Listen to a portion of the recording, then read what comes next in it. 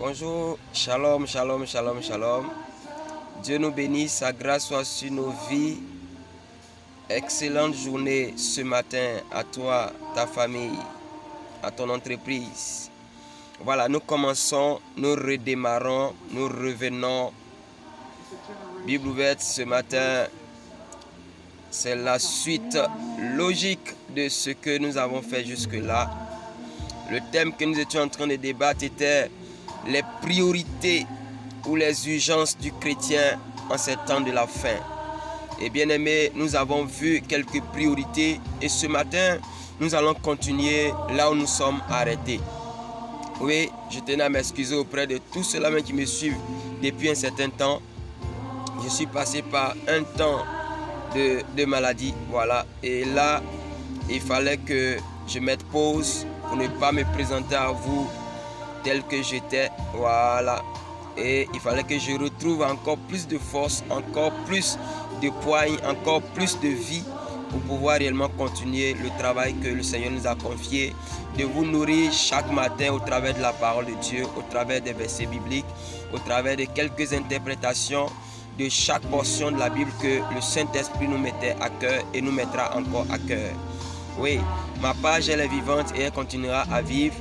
Nous recevons même les bilans mensuels de ce que YouTube observe sur nos différentes pages. C'est pourquoi je vous encourage à rester abonné et à continuer à vous abonner massivement parce que le travail continue. Les priorités du chrétien en ces temps de la fin, c'est un thème d'actualité et nous continuerons à développer ce thème cette semaine jusqu'à la fin de cette semaine. Reste scotché et reste branché parce que tu entendras encore la voix de Dieu au travers de sa parole. Tu entendras le message du Seigneur. Tu entendras réellement la parole de Dieu. Et j'aime le dire, la foi vient de ce qu'on entend et ce qu'on entend vient de la parole de Christ. Yes. Oui, sache aussi également que l'homme ne se nourrira pas seulement de pain, mais de toute parole qui sort de la bouche du Seigneur, qui sort de la bouche de Dieu. Dieu te bénisse d'être là. Oui, tu sens que ce matin, la vie Zoé, la vie est revenue dans mon corps, dans mon âme, dans mon esprit. Et bien aimé, j'ai dit que la parole que je te donne chaque matin n'est pas une parole maquillée, mais c'est une parole certaine, c'est une parole de vérité, une parole de vie, une parole réellement d'autorité, une parole qui est une parole certaine. Masakata barararababa chatamase et cabros. Je bénis cette semaine qui commence pour toi. Je bénis cette semaine qui commence. Je bénis cette semaine qui commence. Je bénis ta maison. Je bénis ta vie. Je bénis réellement les frères, les soeurs. Je bénis tes enfants. Je bénis ton travail. Je bénis réellement ton entreprise. Je bénis réellement tes projets personnels et privés. Je bénis réellement ta vie spirituelle.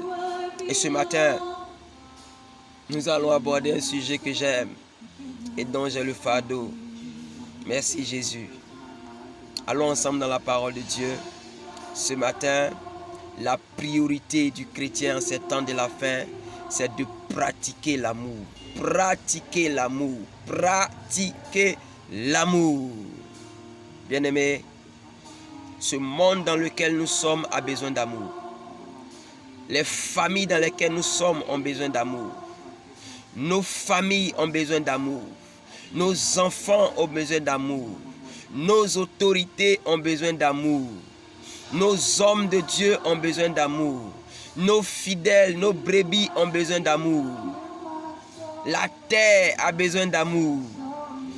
Les continents de ce monde ont besoin d'amour. Les contrées les plus lointaines, les plus éloignées ont besoin d'amour. Ta mère a besoin d'amour. Ton père a besoin d'amour. Bien-aimé, ton père spirituel a besoin d'amour. Ta mère spirituelle a besoin d'amour. Ton oncle, ta tante, tout le monde a besoin d'amour. Et tout le monde a besoin de pratiquer l'amour. Oui, si nous voulons voir ce monde changer, si nous voulons voir ce monde changer, chacun de nous doit pratiquer l'amour. Bien-aimé, il y a des crimes partout. Quand nous allons sur les chaînes national ou international, nous voyons réellement les protestations, nous voyons réellement les agitations, nous voyons réellement, bien aimé, des attitudes qui ne sont pas réellement conformes à la parole de Dieu.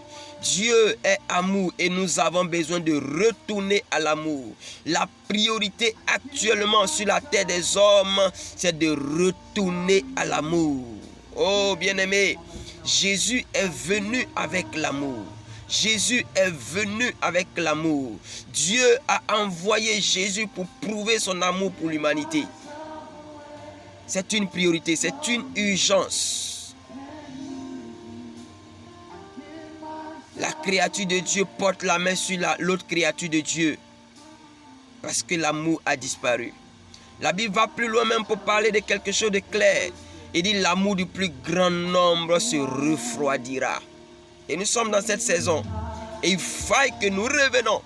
Il faut que nous revenons à l'amour.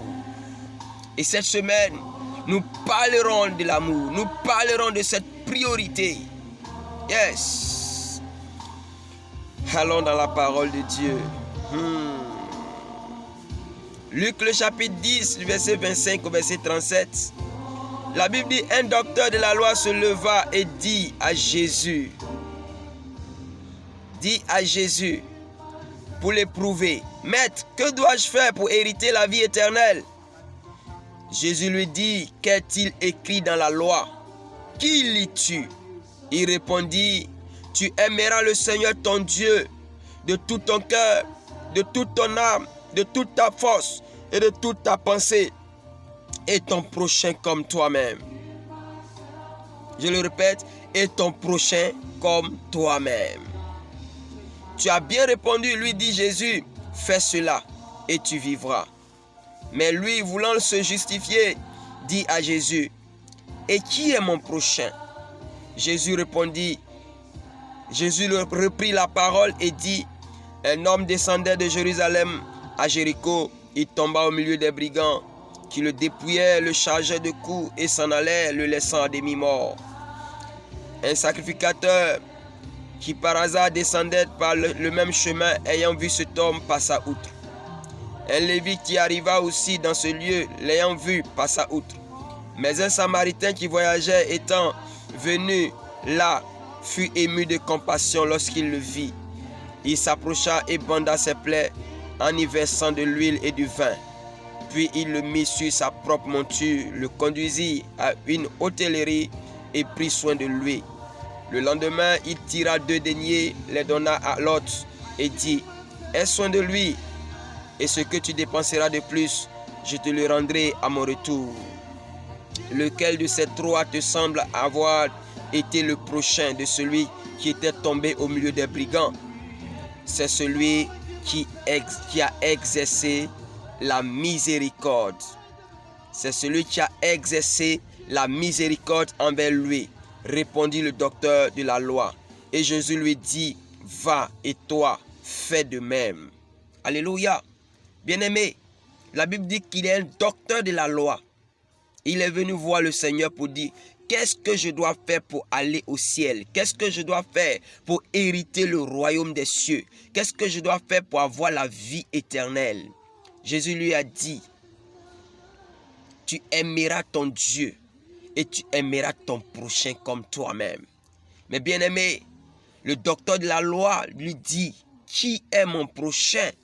Et la Bible Jésus prend une parabole, prend une histoire pour révéler combien de fois nous avons besoin de nous aimer les uns et les autres.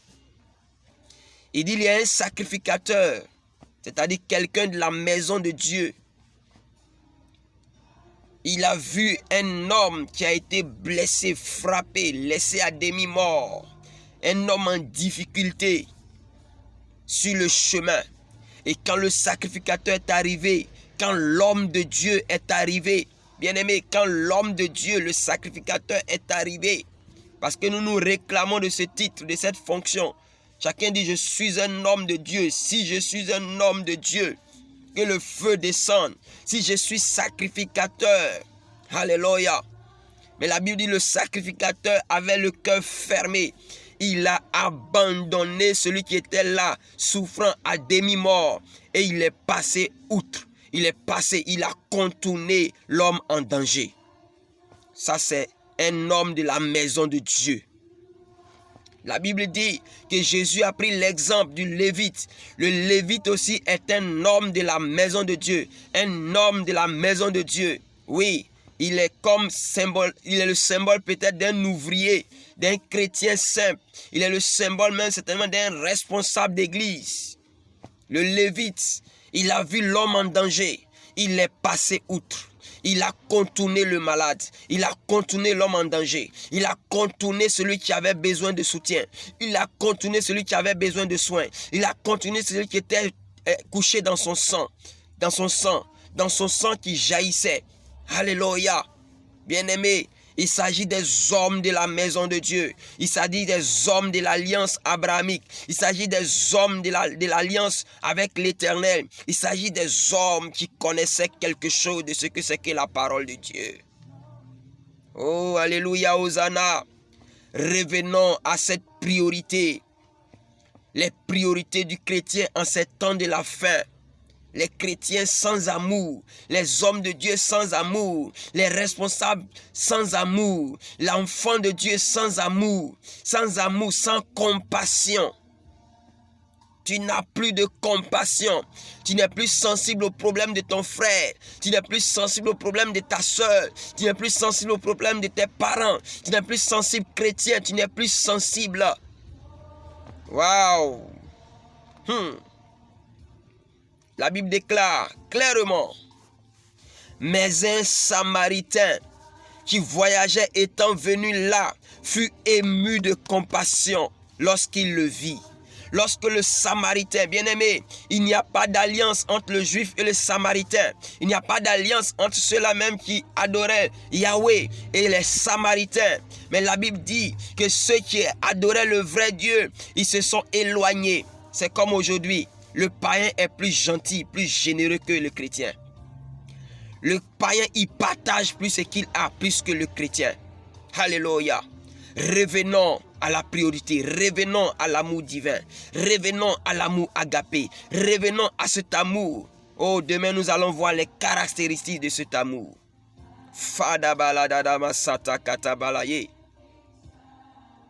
Mais un Samaritain qui voyageait étant venu là, fut ému de compassion lorsqu'il le vit.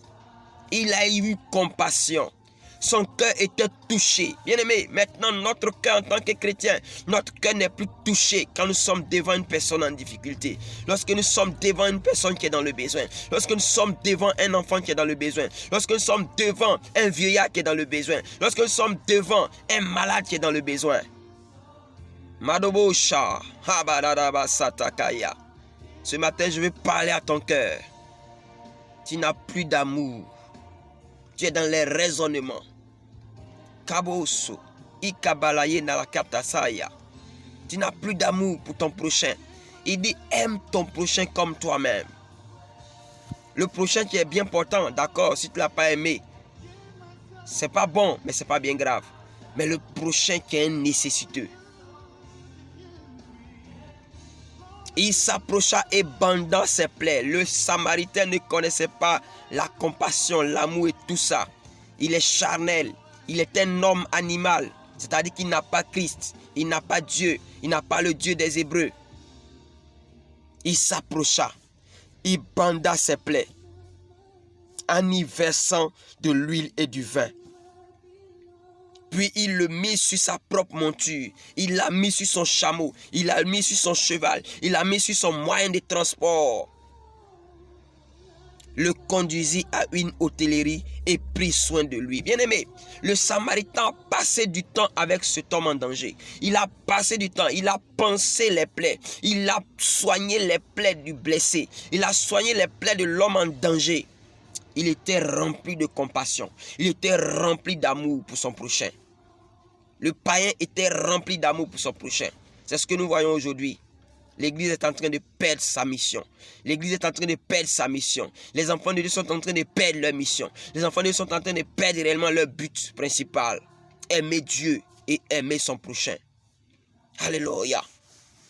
et prit soin de lui. Verset 35. Le lendemain, bien-aimé, on dit bien le lendemain, le jour où le Samaritain a découvert le blessé. La Bible dit quoi? Le lendemain, il tira 2 deniers, les donna à l'hôte et dit, aie soin de lui, et ce que tu dépenseras de plus, je te le rendrai à mon retour. Le lendemain, quand il a trouvé le blessé, il ne l'a pas abandonné. Toi-même, tu vas voir un malade, tu l'abandonnes le même jour pour repartir à la maison. Ton propre parent.